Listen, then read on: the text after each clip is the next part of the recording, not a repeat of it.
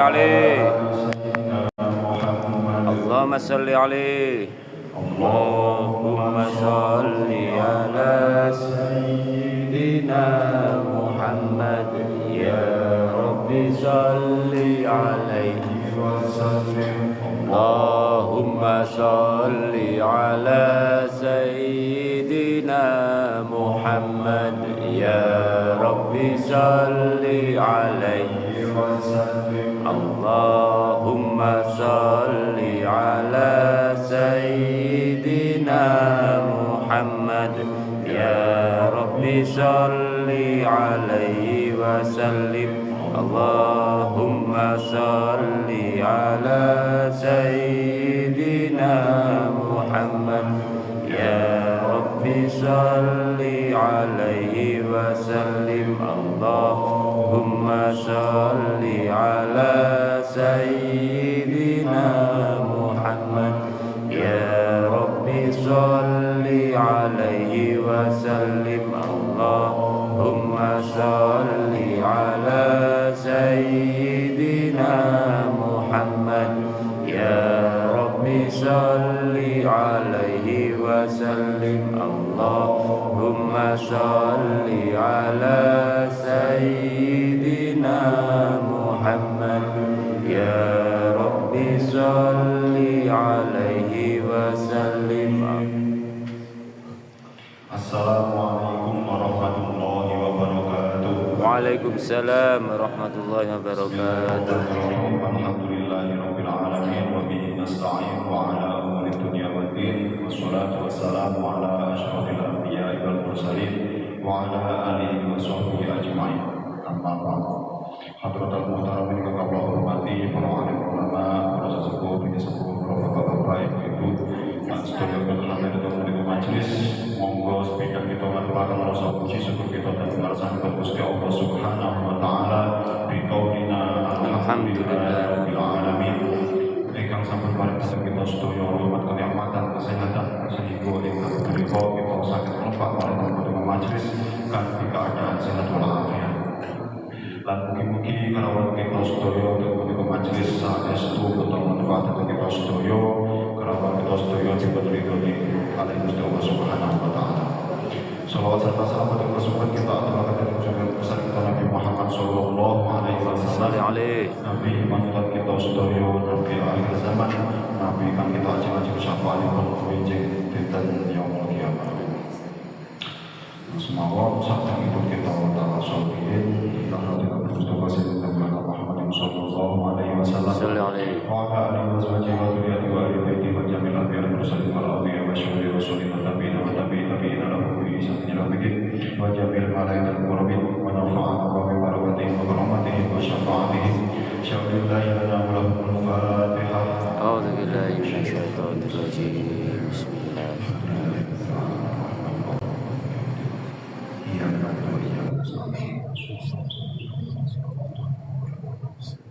وإلى خير الأئمة الأربعة المرسلين وفرد مسلم الأشهر والدرجة وإلى جميع الأولياء الإسلام وإلى جميع المؤسسات العلماء وإلى جميع العلماء العامة المكان المشارق العظيمة ومغربها وإلى جميع التربيات وإلى جميع المشايخ وإلى جميع منازل شيوخ العلماء وأصولهم وفروعهم ومن انتسب إليهم ونفعنا ببركاتهم وكرامتهم وشفاعتهم بشر الله لنا ولهم الفاتحة. أعوذ بالله من الشيطان الرجيم.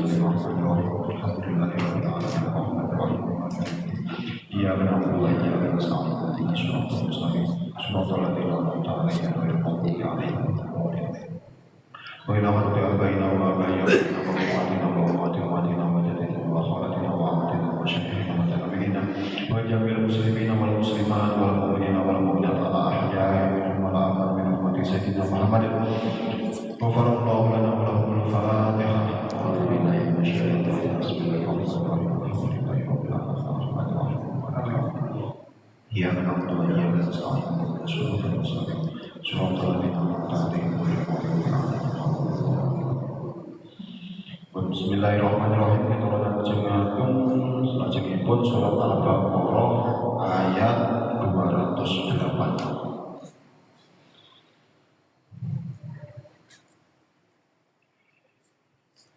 Iki Niki yang kemarin berarti sampai menjelaskan tentang beberapa golongan, wonten tiyang mukmin, wonten tiyang munafik, wonten tiyang sing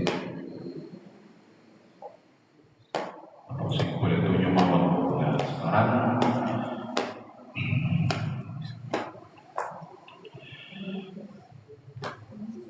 kita ini kemarin telah menjelaskan beberapa kelompok orang.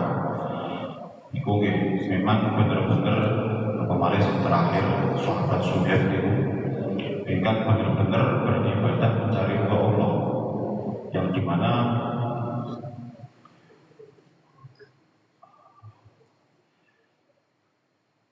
Gusti Allah memang benar-benar memilih sahabat Suhaib tersebut.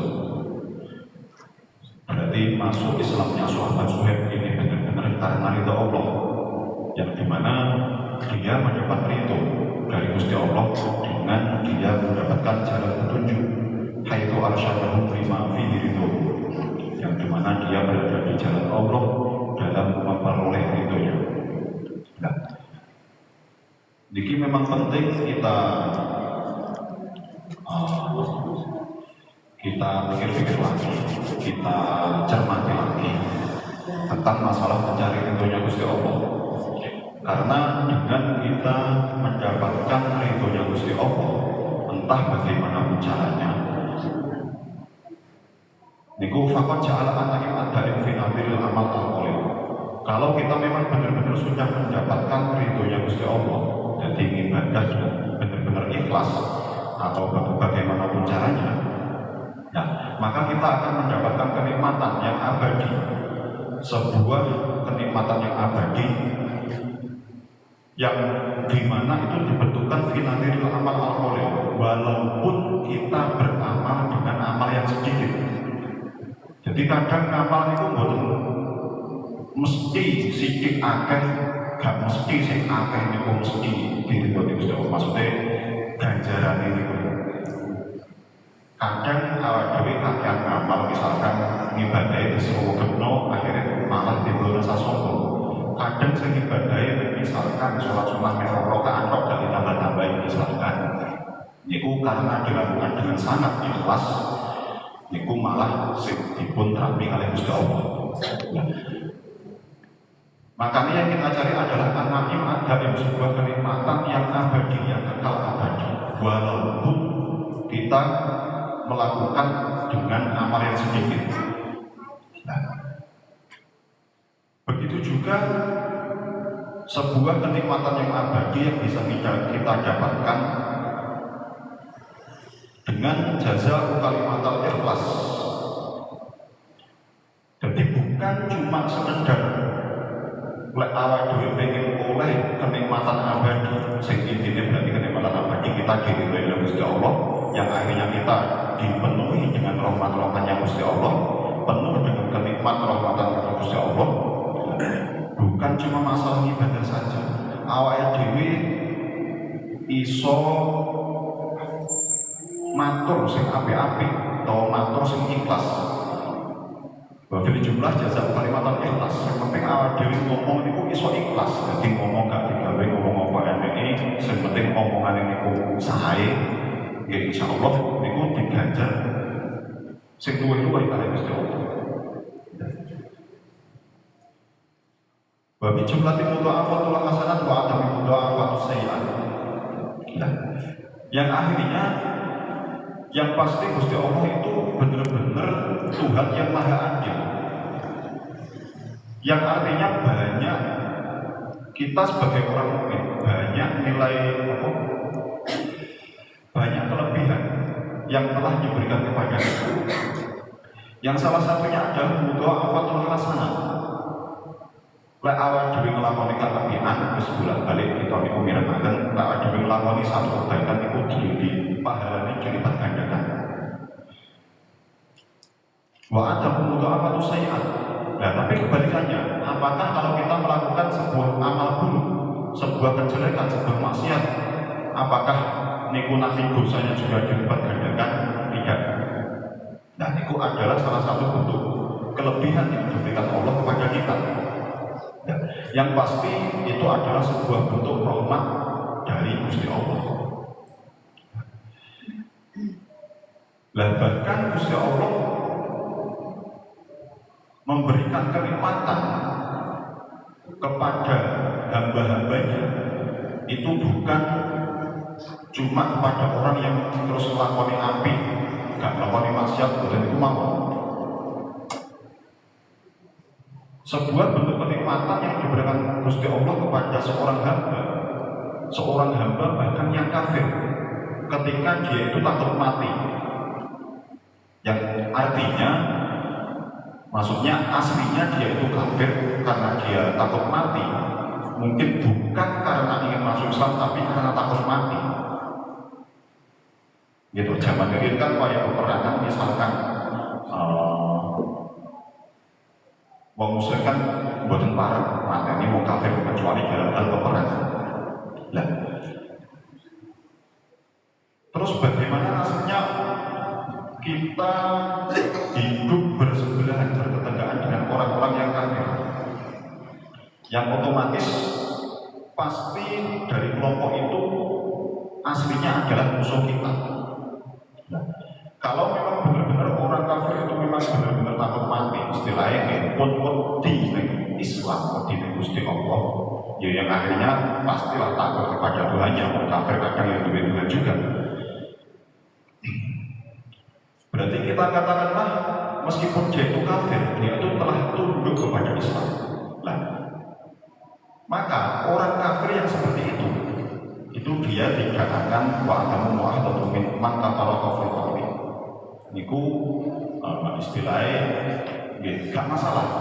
Ngomong Gusti Allah itu gak masalah, bicara mau.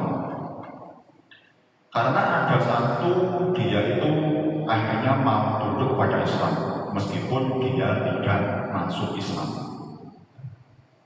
Maka dia tidak akan masalah dia hidup terus ada satu poin plus, yaitu dia tidak akan ganti siksa itu di pemahit.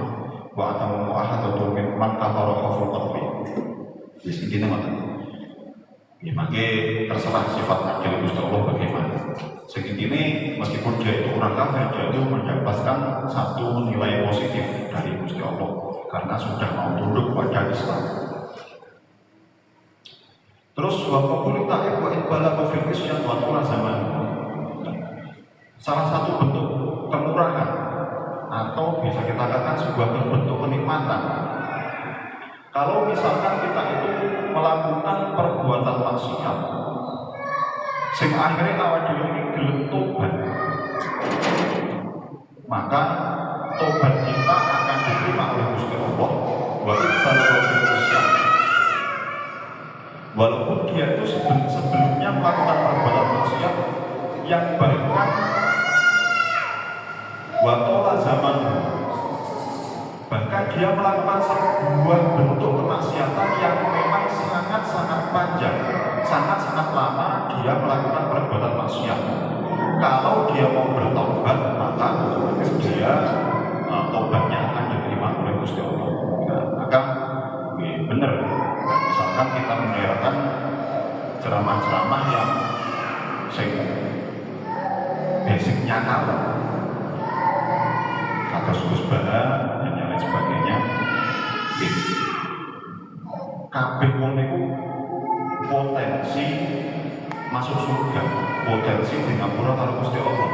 Jadi tidak ada Islam itu jadi dalam Islam itu penuh dengan kemudahan, tidak ada yang menyusahkan. Itu semua. Yang penting intinya awal demi maksiat, walaupun masa maksiat kita itu sangat lama. Watola zaman itu, walaupun fil isyan, watola zaman maksiat walaupun sangat lama. Misalkan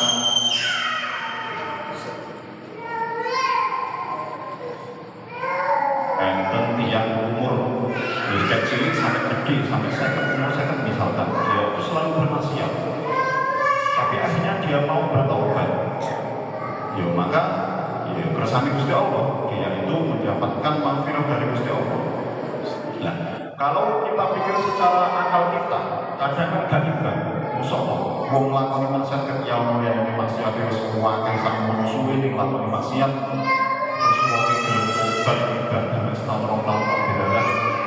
meninggal, ini bertanggung jawab, itu bukan ranah kita. Tapi yang pasti itu adalah salah satu bentuk yang diberikan oleh Allah kepada kita. Jadi kembali lagi kepada yang tadi, karena itu daim finadil amal al-qalil.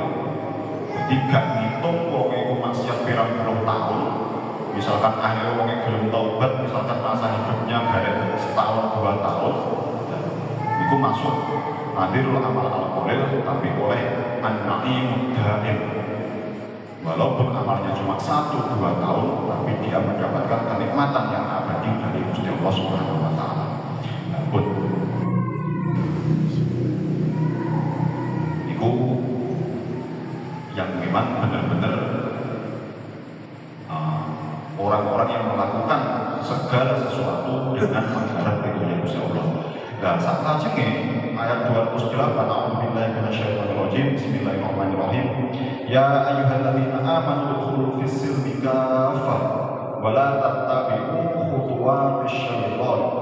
Ya ayyuhalladzina, iling-iling wong akeh, amanu kang padha iman sapa alladzina udkhulu malbu sapa sira kabeh fis-silmi ing dalem agama Islam kafatan halih kabeh.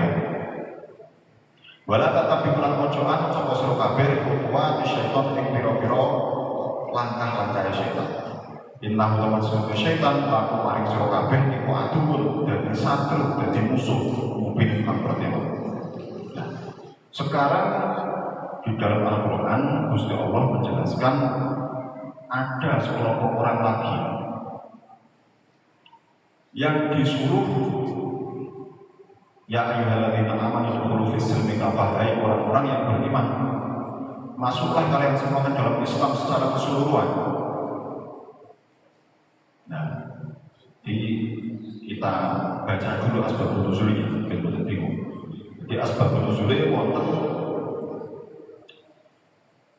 qala Abdullah bin Salam wa ta'ala bin Yaman wa Asad wa Asad bin Nata wa Sa'id bin Amr wa Qais bin Zaid kulluhum min Yahudi. Ya Rasulullah ya masabti yang menakbimuhu fata'ana falanas barfi wa inna tawrat kita bahwa fata'ana falanahu biha alayhi. Terusnya saking sahabat Ikrimah niki menceritakan bahwasanya ada seorang sahabat yang bernama Abdullah bin Salam. Abdullah bin Salam niki bahkan min ahbaril Yahudi, ahbar beberapa ulama, salah satu tokoh wong Yahudi. Nah, niki mlebu Islam. Dan ini wonten wa ashabi alaihi ashabu ma'hum minal Yahudi. Jadi Abdullah bin Salam ini mempunyai pengikut yang akhirnya mereka niku masuk Islam semua. Nah, ketika sudah masuk Islam, sahabat yang namanya Abdullah bin Salam ini matur dari Rasulullah, ya Rasulullah yang masafi yang menaklimu fada'ana pada seperti.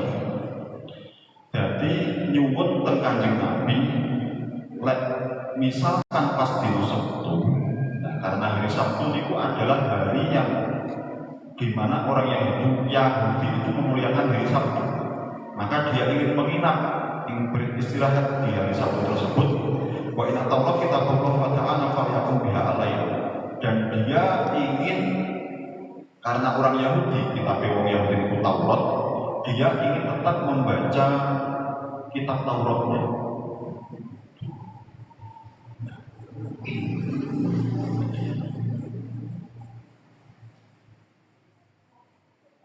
Nah, karena ya, kita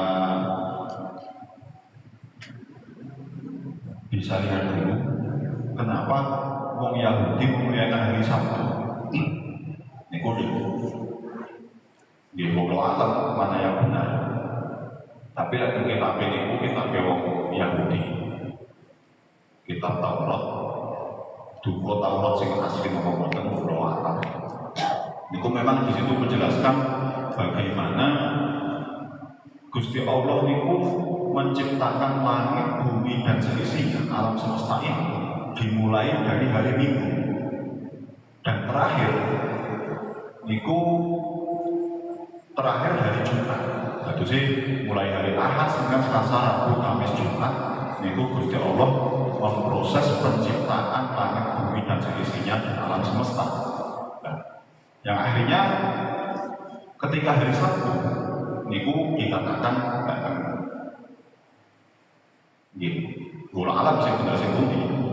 Dua cerita yang real yang mana hari Sabtu niku hari di mana Gusti Allah sudah berarti ngapunten pomo bahasane awak dhewe sebagai manusia pomo Sabtu niku wayahe lereng. Sabtu niku wayahe entah mana tafsir yang benar, tafsir menurut mereka. Ada yang mengatakan hari Sabtu itu adalah hari yang mulia karena Gusti Allah sudah menciptakan langit dan bumi sampai pada hari Jumat. Ada yang mengatakan hari Sabtu itu hari di mana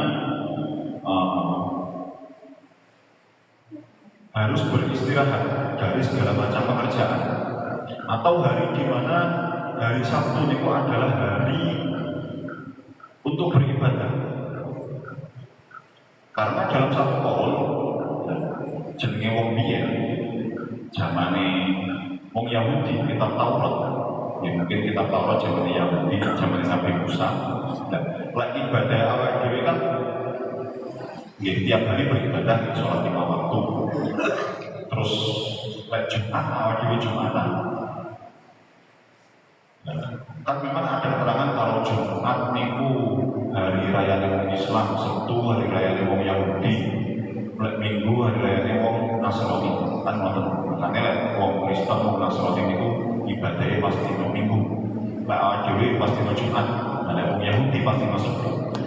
Nah, karena memang ketentuan wong Yahudi untuk beribadah niku bukan setiap hari, tapi cuma pas hari Sabtu itu saja. Iku ibadah wong Yahudi. Nah, karena ibadahnya cuma 1 minggu sekali, maka katakanlah umat Yahudi niku sudah istilahnya teken kontrak lah, teken kontrak pas kaya dino Sabtu niku kudu ibadah. Nah, makanya tentang awal-awal juga perlu disebutkan, misalkan orang-orang sing pas dino Sabtu kok panggah, kok mancing, nyambut gawe, akhirnya dirubah menjadi monyet. Nah, kan ada ayat-ayat awal.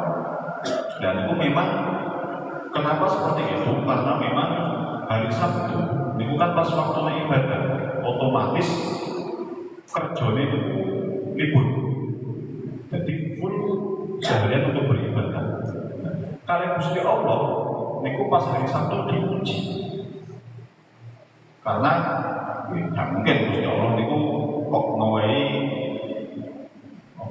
hukum, ngawai kepastian, ngawai nopo terus dilakoni wis mboten. Pasti ada ujian dari Gusti Allah, termasuk kita semua pasti ada ujiannya.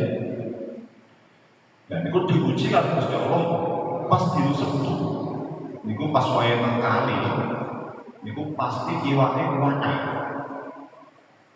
Nah, bahasa dino Minggu sampai Jumat pas hari-hari biasa selain hari Sabtu niku iwak ikan yang ada di sungai itu gak ono sing muncul. Nah, niku salah satu ujian dari Gusti Allah. Dingin ngetes wong-wong biyen, umat-umat zaman biyen, apakah benar-benar pas di Sabtu niku benar-benar diisi karo ibadah, atau masih terkecoh, masih mempunyai keinginan untuk mencari makanan berupa ikan di sungai. Karena pas di Sabtu niku mesti iwaknya muncul keluarnya. Kan zaman biyen kan mesti benten kita saat ini arep golek ngomong kathah kok boleh arep golek panganan yo gampang.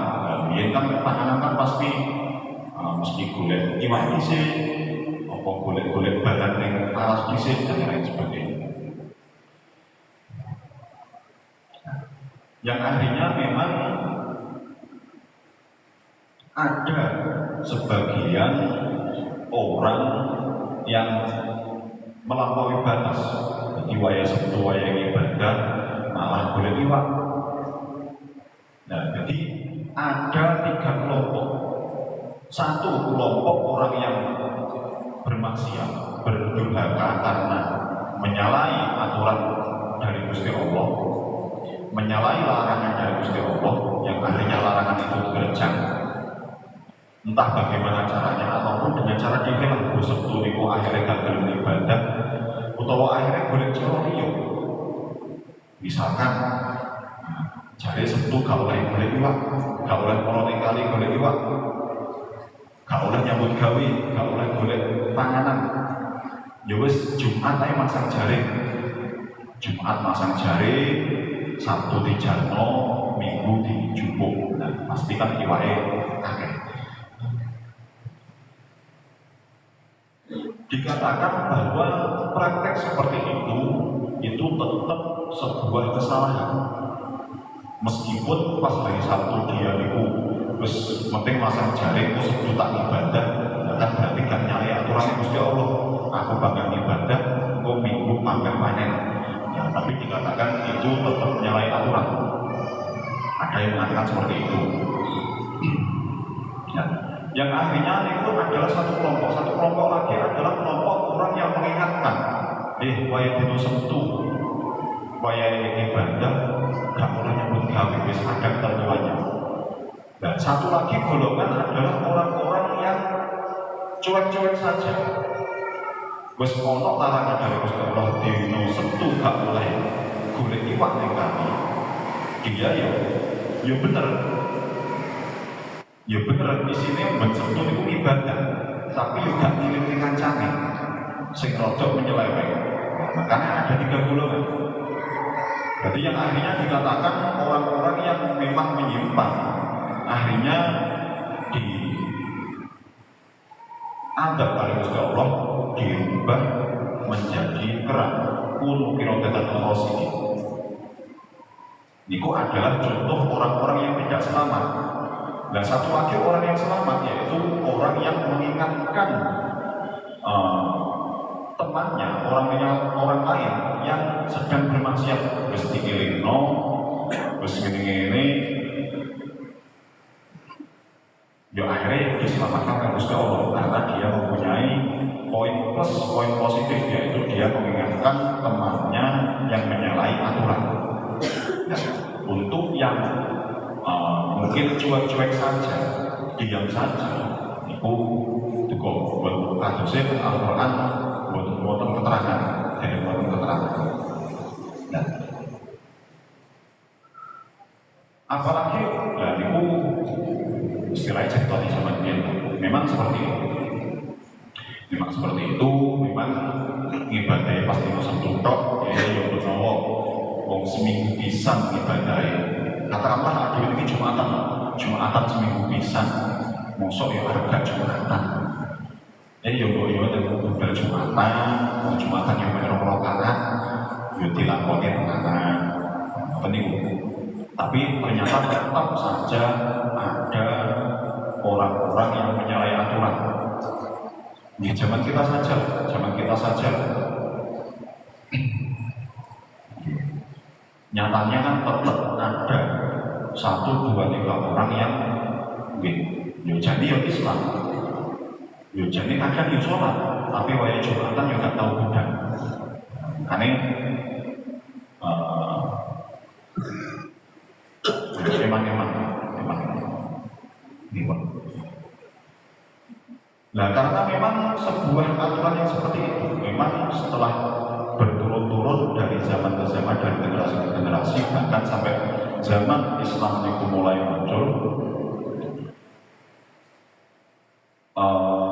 ketetapan untuk mungkin memuliakan hari Sabtu, karena hari Sabtu adalah hari peristirahatan atau hari untuk memuliakan atau hari untuk beribadah. Niku jelas terbawa sampai zaman sekarang, meskipun dengan kondisi yang berbeda, dengan alasan yang berbeda. Dan balik-balik sebab nuzul dari ayat ini Sayyidina Abdullah bin Salam ini mungkin adalah seorang ulama yang Yahudi. Jadi benar-benar menjalankan isi dalam kitab Taurat. Makanya dia itu meminta izin kepada Nabi agar pas hari Sabtu dia itu menginap bahasanya menginap atau beristirahat atau memuliakan hari Sabtu dan lain sebagainya, dan juga meminta izin untuk tetap membaca kitab Taurat. Nah, maka Kanjeng Nabi mendapatkan jawaban dari Gusti Allah, ya ayyuhalladzina amanu udkhulu fis-silmi kafah. Orang-orang yang beriman, berarti wong wis beriman yo ndak ngelakoni syariat Islam kabeh dilakoni. Harus masuk Islam secara keseluruhan atau menjalankan segala bentuk perintah dari Gusti Allah secara keseluruhan, gak usah dicampur-campur dengan yang lain. Nek wis mlebu Islam yo fokus dengan Islam, apa yang sudah diperintahkan kita lakukan, apa yang dilarang kita jauhi. Termasuk yang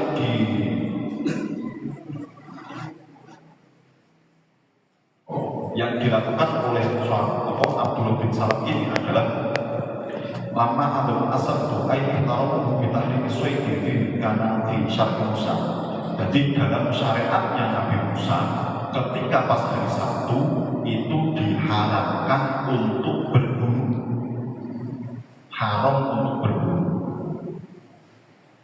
Ketika zaman Nabi Musa, syariatnya Nabi Musa, ketika pas hari Sabtu itu salah satu isinya adalah tentang hari mengagungkan hari Sabtu dengan mengharamkan berburu, mengharamkan memburu hewan buruan. Wa karibu al-ibil haitsu haramu aklu humiha wa syarbu al-baniha. Dan juga yang dimana mereka itu orang-orang Yahudi itu mengharamkan untuk memakan daging unta dan meminum susu unta.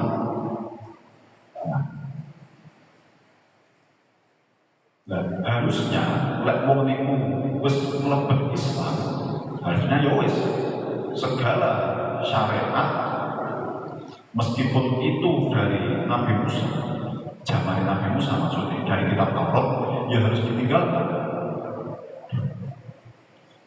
Harus berganti berpegang teguh pada kitab Al-Quran. Kelirunya sahabat Abdullah bin Salam ini adalah mereka tetap berpegang pada syariat-syariat yang masih ada dalam kitab Taurat, yang harusnya sudah tidak diperbolehkan ketika zaman Islam atau di dalam Al-Quran. Nah,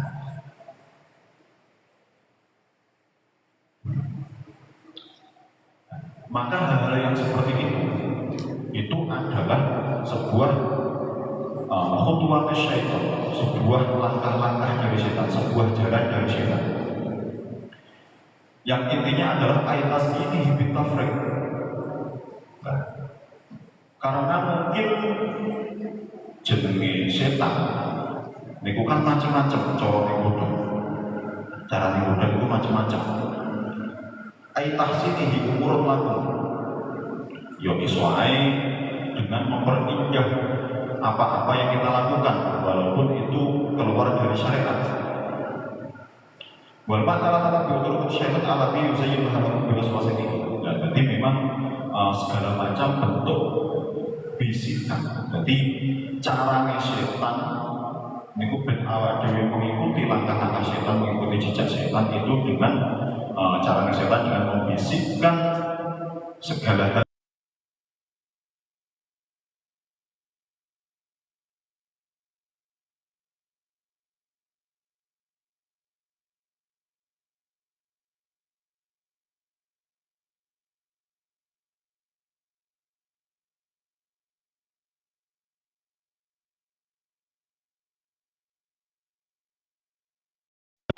Dia itu tetap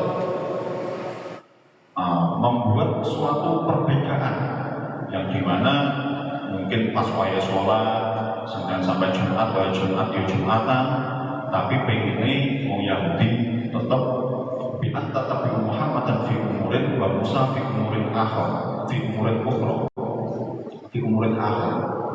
Jadi yo satu sisi karena dia masuk Islam, dia yo akhirnya mengikuti semua yang didahulukan oleh Kanjeng Nabi, yaitu berupa syariat dari Gusti Allah. Tapi di satu sisi dia masih tetap berpegang teguh pada kitab Tauratnya. Nah, inilah yang mungkin sebuah apa itu bisa kita katakan adalah ancaman dari Gusti Allah, sebuah peringatan dari Gusti Allah mulai awal dhewe mlebu Islam yang dilakoni kabeh. Ojo sampai awal dhewe merasa was-was dalam hal masalah syariat. Mulai mlebu Islam semua yang diperintahkan yang dilakukan. Kalau kita memang belum bisa mengamalkan entah itu yang sunnah atau bahkan yang wajib, yo jangan sampai putus asa, karena itu adalah sebuah amar ma'ruf, sebuah perintah yang sudah jelas, yang sudah kita ketahui semuanya, sebuah bentuk perintah dari Gusti Allah. Kalau memang kita belum mampu untuk melakukannya, yo kita cukup niatkan saja dengan harapan suatu saat kita pasti bisa melakukannya. Contohnya ibadah haji yang memang butuh biaya, butuh waktu dan yang lain sebagainya. Satu adalah yo yang jelas niatnya. Kadang kalau kita tidak mau berniat, yo gak iso. Arep atau misalkan kadang pas-pasan, ekonominya pas-pasan, tapi gak duwe niat untuk melakukan itu, kadang yo aduh gak iso untuk misalkan walaupun cuma 3 kg beras. Ngelakoni poso adalah suatu bentuk kewajiban yang harus dilakukan oleh semua orang muslim.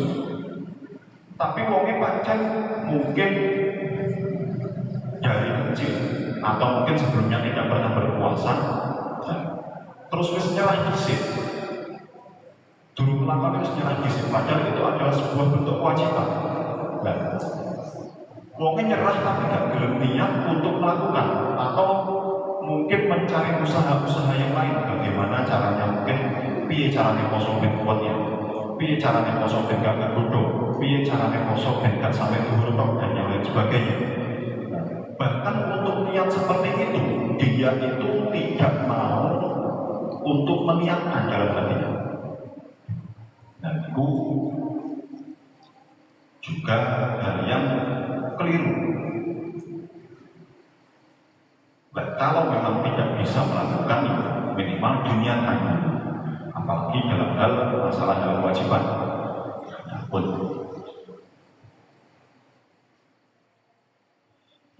fa'in jalatu mibati maja'at mubainatu fa'amu an-ru'azi sunakim. Kalau memang kita itu sudah diberikan sebuah gambaran, sebuah hukum, sebuah syariat, tapi kita tetap tergelincir dalam kemaksiatan, dalam lubang hitam,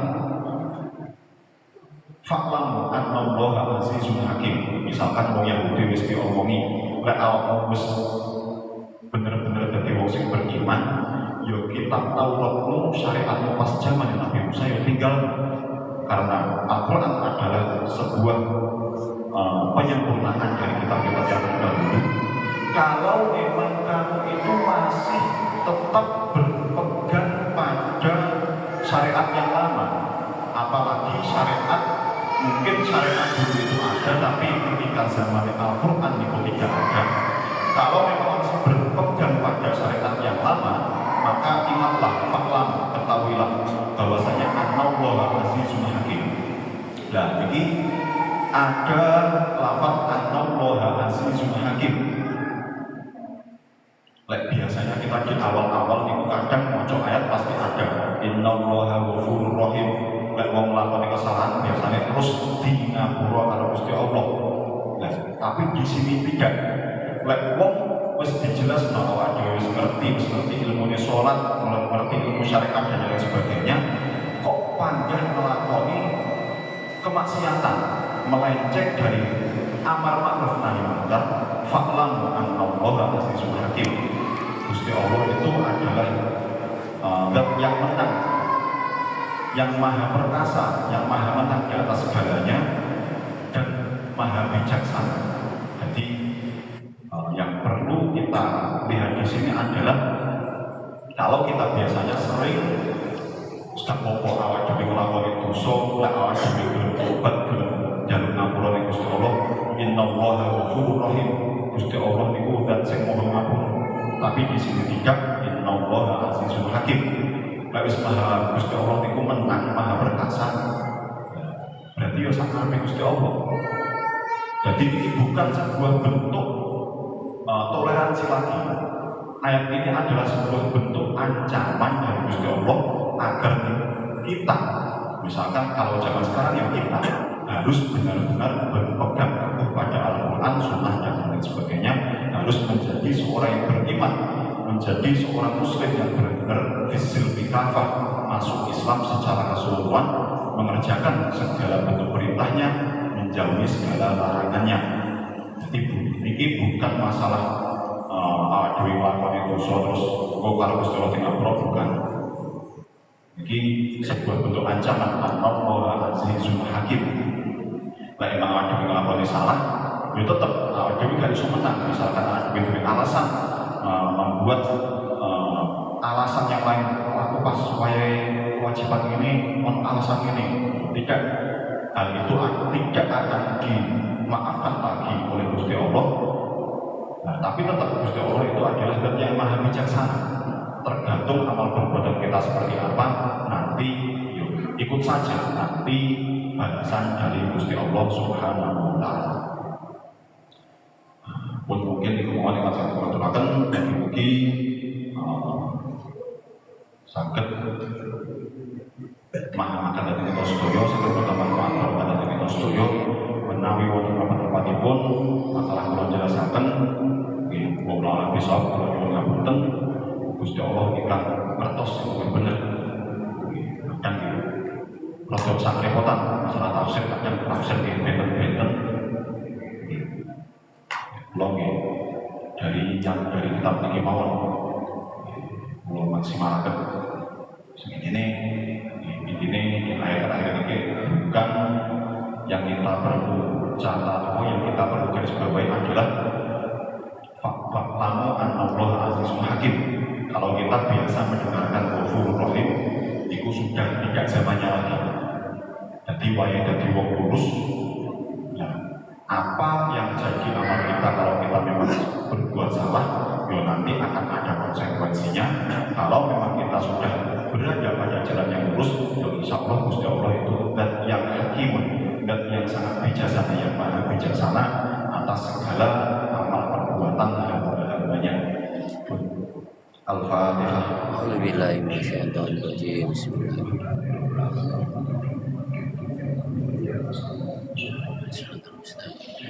Wassalamualaikum warahmatullahi wabarakatuh. Waalaikumsalam warahmatullahi wabarakatuh.